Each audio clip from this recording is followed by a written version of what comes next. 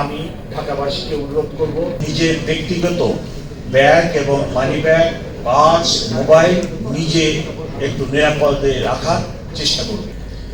আমাদের অনেক শর্টকামিংস, দুর্বলতা আছে, এগুলো থেকে আমরা বের হয়ে আপনাদেরকে সেবা দিব। কিন্তু ঢাকা মেট্রোপলিটন পুলিশ আপনাদের লাগবে, নতুবা পুলিশবিহীন একটি সমাজ বা পুলিশ নিষ্ক্রিয় থাকলে কি হয় 5ই আগস্টের পরে আমরা সবাই দেখছি। সমানে লুটতরাজ এবং ডাকাতি, দস্যুতার ঘটনা 5ই আগস্টের পরে ব্যাপক হারে বেড়ে যায়। গত 5 মাসে ঢাকা মেট্রোপলিটন পুলিশের অক্লান্ত পরিশ্রমে আমরা বিষয়টি অনেকটা নিয়ন্ত্রণে আনতে সক্ষম হয়েছি। ইদানিং যে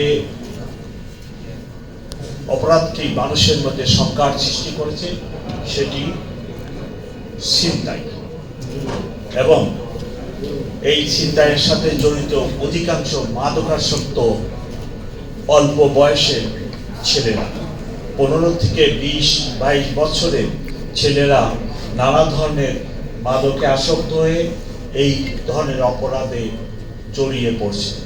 এবং এই ছিনতাইয়ের অধিকাংশ 80% হচ্ছে মোবাইল ছিনতাই। আপনার বাসে, প্রাইভেট কারে যখন জানলা খুলে একজন যাত্রী যাতায়াত করেন বা মোবাইলে কথা বলেন, এই ছেলেগুলা রাস্তার পাশ থেকে এসে মোবাইলটা নিয়ে দৌড় দেয়। এদেরকে হাতে নাতে ধরা অত্যন্ত কঠিন কাজ। আমার অফিসারদের কাছে একটি বড় অস্ত্র থাকে, তার বুট পরা থাকে, ইউনিফর্ম পরা থাকে, আর এই ছিনতাইকারী থাকে খালি পায়ে বা একটা গেটস পরা, তার সাথে দৌড়িয়ে পাড়াটাও অনেক জটিল।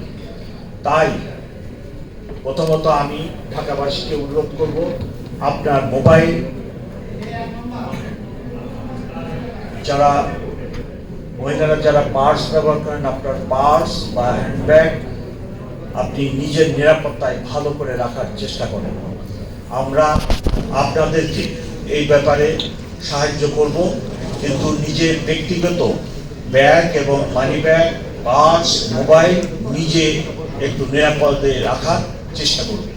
তাহলে এই কাজটির মাধ্যমে আপনি আমাদেরকে সহযোগিতা করতে পারবেন।